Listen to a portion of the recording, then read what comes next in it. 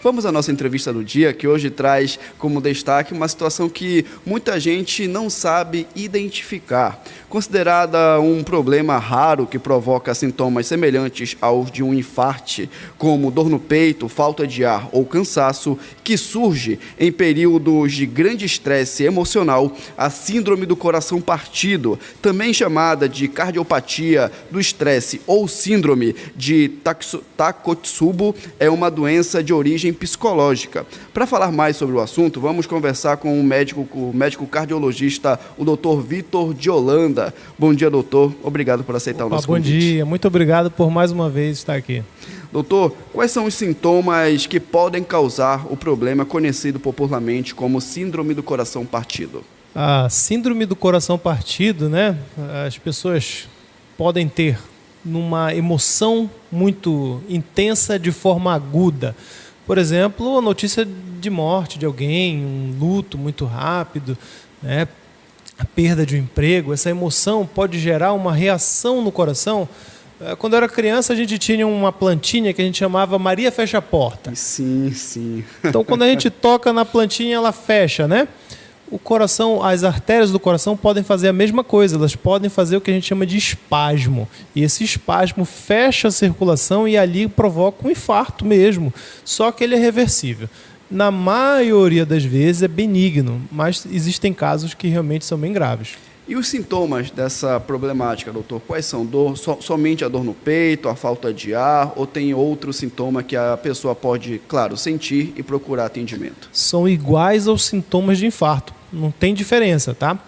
Dor no peito, com irradiação para a mandíbula, membro superior esquerdo, pode irradiar para a costa também, associada à falta de ar.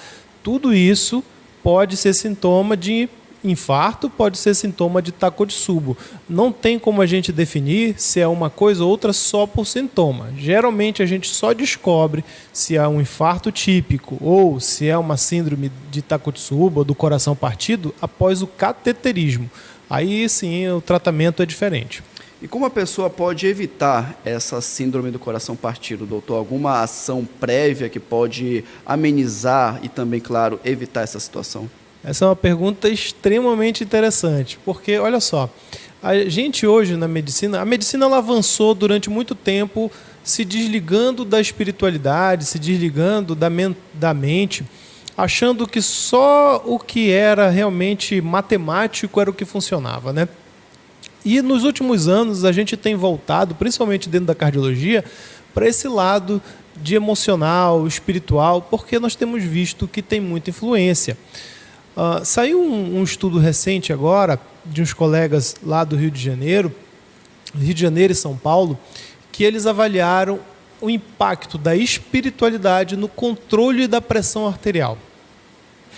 O que acontece? Não é religião, né? É você treinar, perdoar, treinar, entender-se, realmente desenvolver esse lado emocional mais equilibrado, diminui a liberação de adrenalina. Então, se você está com a mente treinada para coisas boas, quando você tiver um momento de mais estresse, a sua reação será treinada também. Então, a melhor forma de você, equilibrar, de você evitar isso, e até mesmo o infarto, é você ter um dia a dia destinado pelo menos 1 hora da sua vida para a espiritualidade. A situação da saúde mental, a bipolaridade, a depressão, elas podem estar associadas a essa síndrome? Não necessariamente a essa síndrome, tá? Mas a gente já sabe hoje que todas as doenças que acometem o extrato mental, ansiedade, depressão, bipolaridade, elas aumentam sim o risco cardiovascular, tá bom?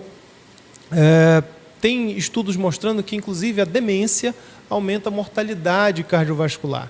Então, tratar da cabeça, tratar da mente, fazer terapia, né?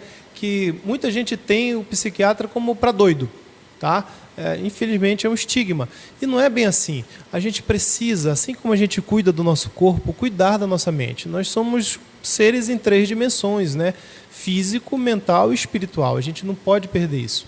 E essa síndrome, ela é genética, ela pode ser hereditária de pai para filho e tudo mais, ou não, é algo mais singular?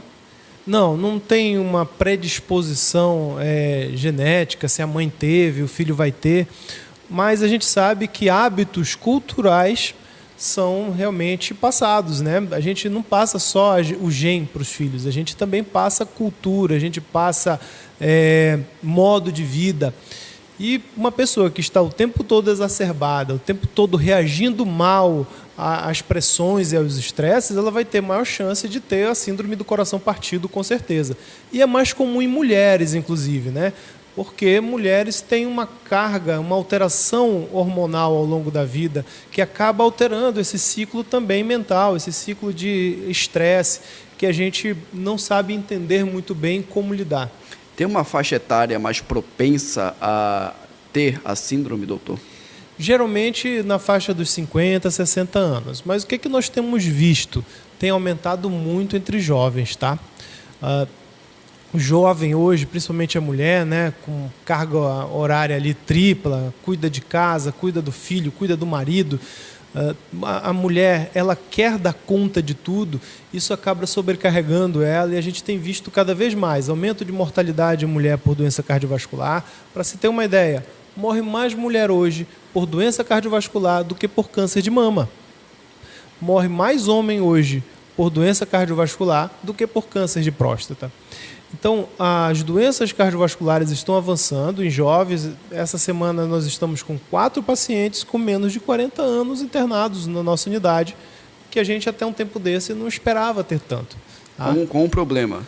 Com doença cardiovascular, com infarto. Sim. Tá bem? Na nossa urgência é muito comum a gente pegar pacientes com síndrome de Takotsubo ou outras alterações que a gente chama de minoca também, né? São os termos médicos que a gente vai utilizando para aqueles pacientes que infartam, mas as artérias estão boas. E a gente vai conversar com os pacientes, o que tem lá? Excesso de substâncias, né? E aí cigarro, drogas ilícitas. Má alimentação também influencia. Má alimentação, falta de exercício físico de forma rotineira, noites mal dormidas. Sempre que eu venho aqui eu falo isso, né? Dormir é importante. A gente, no nosso dia a dia, a gente tem perdido isso para a produtividade. Então, 6 a 8 horas, doutor, mais ou menos, seria o ideal? Pelo menos 6 horas, né? Pelo menos 6 horas de sono reparador. Porque tem gente que profundo, né, no caso. Dorme, mas acorda sobressaltado, cansado, vê se não está roncando, né? O ronco não é só porque incomoda quem está dormindo do lado. Aumenta a chance de infarto também. E o cenário no Brasil com relação à síndrome do coração partido, doutor? Tem muitos casos ou ainda é algo que está com uma projeção estável, principalmente com relação ao Brasil, ao cenário nacional? Olha, como eu falei, né? A gente tem visto cada vez mais. Primeiro que nós temos melhorado a forma de diagnóstico, tá? Então, claro que a gente vai diagnosticar mais. E segundo, nosso estilo de vida tem realmente modificado e tem propiciado isso. Quanto mais estresse, quanto menos a gente conseguir lidar com as nossas emoções, maior vai ser a chance realmente de acontecer esse tipo de situação. Quais são as dicas, para a gente terminar a nossa entrevista, doutor, quais são as dicas que você pode repassar para a nossa audiência, nosso ouvinte, nosso internauta, nosso leitor também de O Liberal, para evitar ter a síndrome do coração partido? Então, primeira coisa, né? Tratar da sua saúde, fazer exames rotineiros, exercício físico de forma rotineira. Saúde mental, tá? Tratar as nossas cicatrizes mentais, tratar aquilo que gera dificuldade para a gente, os medos exacerbados, procurar um terapeuta, realmente fazer um acompanhamento, tá bom? E a saúde espiritual, tá bem? Mesmo que você não seja religioso, não vá para uma igreja ou coisa parecida, mas trate a sua espiritualidade. Está muito ligado, isso, né, doutor? aí é muito importante. Olha, são estudos maravilhosos que estão saindo mostrando que realmente espiritualizar-se prolonga a vida. Perfeito, doutor. Muito obrigado. Conversamos com o doutor cardiologista, o Vitor de Holanda, doutor Vitor de Holanda, sobre a situação da síndrome do coração partido. Se você, querido ouvinte, internauta, quiser mais informações, mais detalhes, a entrevista completa estará disponível no YouTube de oliberal.com. Doutor, quem quiser saber mais informações sobre você, pode lhe procurar como nas redes sociais? Olha, no meu Instagram, Dr. Vitor de Holanda, né? Tô lá postando todo dia, de domingo a domingo, sempre falando não só de saúde cardiovascular, mas também de saúde mental, saúde espiritual, porque eu acho que a gente precisa ter um alicerce. Tá tudo equilibrado, né, doutor? Tudo equilibrado. Perfeito. Muito obrigado novamente. Vamos